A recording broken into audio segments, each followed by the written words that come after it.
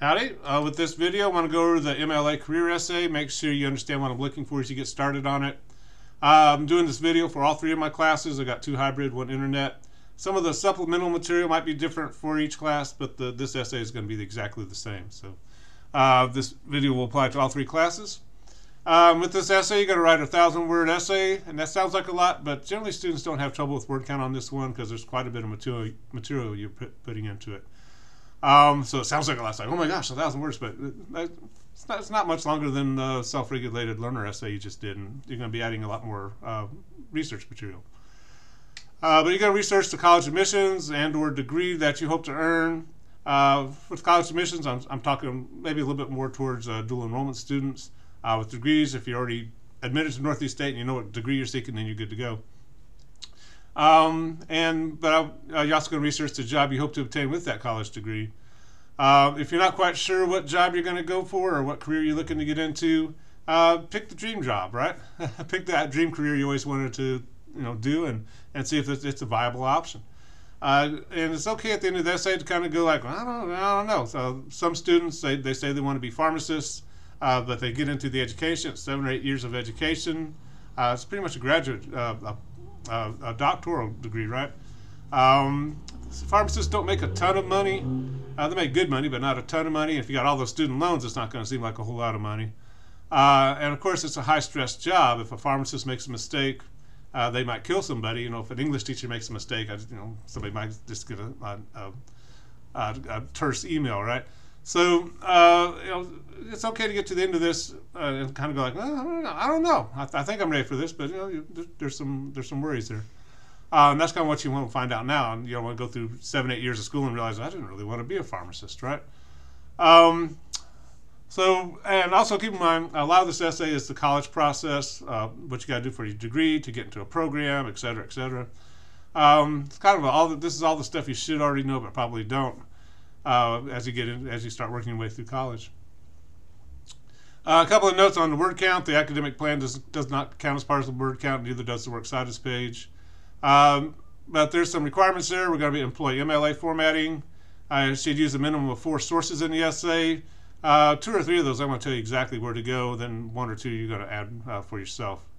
And everybody's essay is going to be a little different because everybody's getting into different things, right? So what sources you use will vary quite a bit. You're going to have a short quote, long quote, summary, and paraphrase. We'll go over that in a separate video.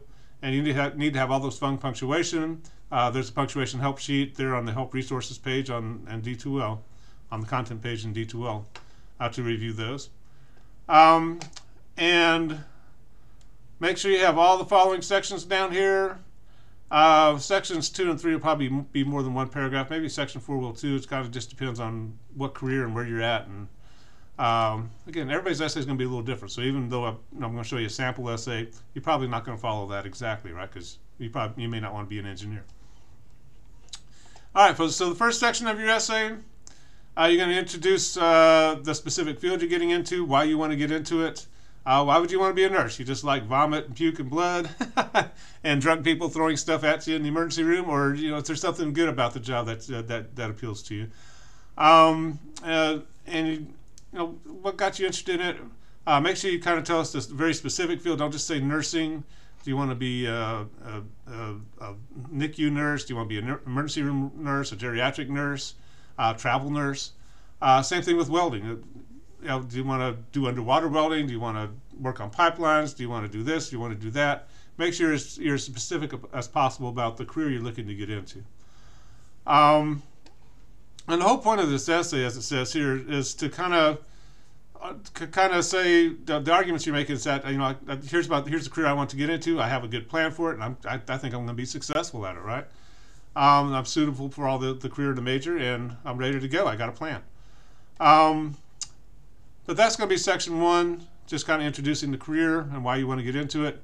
Then giving your thesis, hopefully saying like, yeah, I'm about to articulate my plan and show you where I'm going with this. Section 2, you're going to provide the detailed requirements for the job, particularly the college degrees. And with that college degree, what do you have to do to make it until you get that degree? Right, a nursing major, you have to complete a few gen ed requirements. then you have to take a test, then you have to apply to the program, then hopefully you'll be accepted into the program, and you're going to talk about all this in your essay. What's the acceptance rate, and what does it take to get into the program? That test is super important. If you don't do well on that, you may not get into the program, and then what, right? Even if you get into the nursing program and finally make it through that, then you got to take the NCLEX, the national exam. If you don't pass that, then you're just a very highly educated non-nurse, right? You don't get to be a nurse. So what's the pass rate for the NCLEX, particularly if you're like at Northeast State and going through the Northeast State nursing program? It's really high. It's not something to worry about. But it might be at a different college if you're going to transfer somewhere else. And so that's what you want to kind of get into. What do I got to do step by step to get my degree? And also, what other professional certifications do you need? A nurse probably has to have CPR, right? It's interesting. Sometimes something like welding and other jobs require CPR, first aid training, and things like that as well. What kind of physical abilities? Nurses are on their feet a lot. They got to lift people. Sometimes people who don't want to be lifted or who are unconscious. Are you able to do that? Right. I should never be a nurse because I'm not particularly empathetic about other people's pain. I'm like, my kids come up like, I hurt my leg. What do I do? And I'm like, well, you got a limp, right? What do you want from me? I'm an English teacher. I'll write you a haiku. How about that? So maybe I shouldn't be a nurse. So personality matters, and you want to talk about all this stuff. And this might be one potential source. You might talk to somebody who's already in the field and ask them, like, what makes for a good nurse or a good welder or a good accountant or whatever job you're looking to get into. This is also where you're going to put your academic plan. We're kind of doing that assignment a little bit separately. Then we're going to copy that into the essay. And again, you're just doing the academic plan for the first college degree that you're going to obtain. So if you're going to get your 2-year degree at Northeast State, then transfer to, say, ETSU, get your 4-year degree, then transfer somewhere else and get your master's degree. I'm just looking for the 2-year degree here at Northeast State.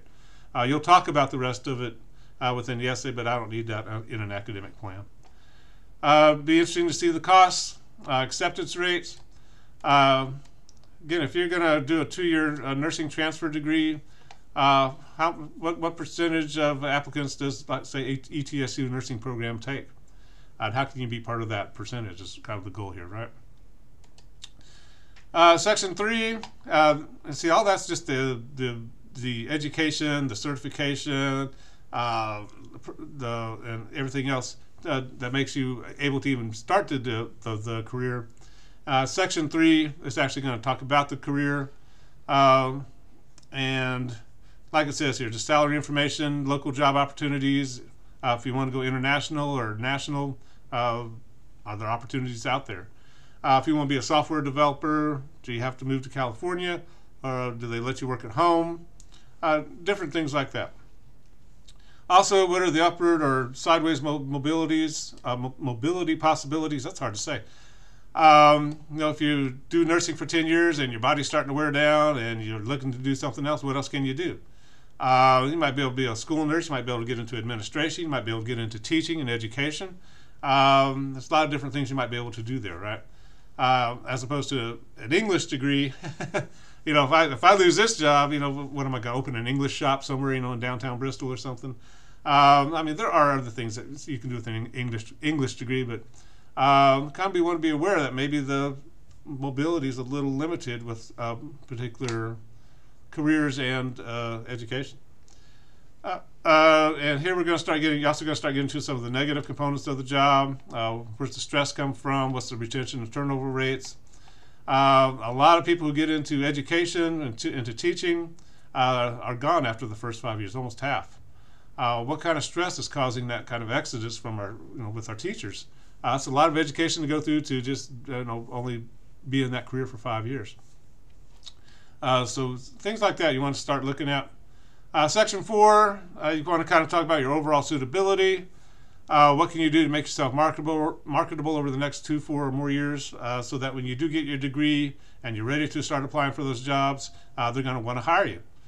If you just get your degree, well, there's thousands of other people graduating with that same degree, and if you haven't done anything else during college except take up space, then you may have trouble finding a job because other people have been doing volunteer work or internships or doing all kinds of other things to student organizations to make themselves more attractive to employers. And that's kind of what we're looking to get into there. So one, you want to kind of go into all this with your eyes open, right? What do you need to do to get into the programs, get your degree, then get the job, and you want to start looking at like your resume. If it's a little thin right now, what's it going to look like in 2 or 4 years when you get your degree and start applying for jobs? Section 5 is going to be an appendices with just your resume. We are not going to do that scholarship letter in the essay. The hybrid classes are doing the scholarship letter as part of their e-portfolio, but the internet students aren't doing that. So don't worry about that. I'm just looking for your resume and then, of course, your works cited page. And that's what the essay is going to look like. There is a sample career essay out there on D2L. This is either under help resources or material for the career project if you're on the hybrid classes. But it's up there for all 3 classes. And I'm going to go over this a little bit more detail when we go over MLA formatting. But you're going to see he's doing a good job of meeting the requirements of the essay. And he's going to introduce why, what he wants to do, why he was interested in it, how he got into it. But he wants to get into mechanical engineering. He wants to go to UT Knoxville. This was a dual enrollment student. And again, like we talked about before with MLA formatting, when you see the citation, he's telling you that this definition of mechanical engineering came from this source on the works cited page, right? Then he's going to start talking about education. Right? They just don't let you be an engineer and start building bridges without some education. So he starts talking about what he needs to do at UT Knoxville. I'm not going to read this whole thing to you. You can get the idea there. But notice how he's using sources. Here we got a short quote, citing them. Then he starts introducing all the courses he needs to take. Here he has to explain in his academic plan why it's missing some courses because he's doing dual enrollment. So that academic plan, he's going to take some courses out like Comp 1, Comp 2, because that's what he took with me. But he gets to the academic plan. Semester by semester, what it's going to take to get that first degree. Of course, you got to cite the source of that information. Where'd you get this information from? And also, you want to start looking for concerns within the academic plan. Are you going to dip below full time because you've been doing dual enrollment, or if you're going to get to the end of your academic plan and you only have 1 class to take, should you do that somewhere else, like in the summer or something like that? So it's kind of interesting. And of course, you're going to talk about the cost a little bit. UT isn't free. Then he's going to get into the actual career, because hopefully you spend all this money at UT, and actually you got accepted into Vanderbilt, so hopefully you got a good scholarship because it's even more expensive. And you can talk about your scholarships there too, right? If you're already receiving scholarships, let us know, like Tennessee Promise or Tennessee Reconnect. Kind of say, like, hey, it's expensive, but I've got lucky and I got tuition paid for, but of course there's still other costs, right? And what's it going to cost if you transfer to another school and things like that. But then you get into the career, talking about being an engineer. Eventually he wants to work for NASA or SpaceX or something, so he's going to start talking about that. But he's going to talk about how much money he's going to make. Be careful with big ranges like that. What's kind of the median, right? That's what he can kind of expect after spending 4 years at UT Knoxville and hopefully getting a job. And like I said, I'm not going to read this whole thing to you. But he's kind of just outlining his plan, telling us where he wants to go, where the jobs are, how to make himself marketable, and particularly for engineering, they want to see internships, externships, things like that, right? And a lot of the companies offer really nice internship opportunities because they want to recruit from good colleges and get those people in and then offer them a job, hopefully, at some point. Talks about the pros and cons a little bit. Where's the stress coming from? Right? Is it enough money? What's expected of you? And then he kind of, again, talks about making himself marketable and brings the essay to a good close. Then you have his works cited page.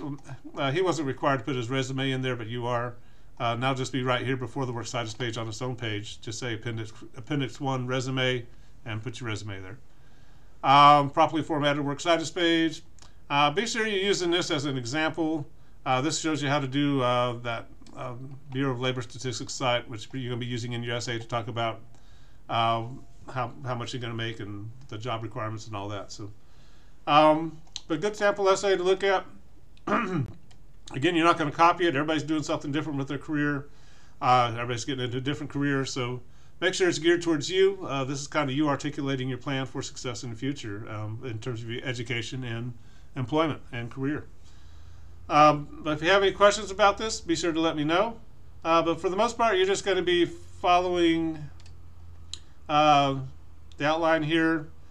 Again, tailoring it towards your own particular career because everybody's doing something different. But if you have any questions, be sure to let me know. And we will talk to you later. If I can find the off button. There we go. We'll talk to you later. Bye-bye.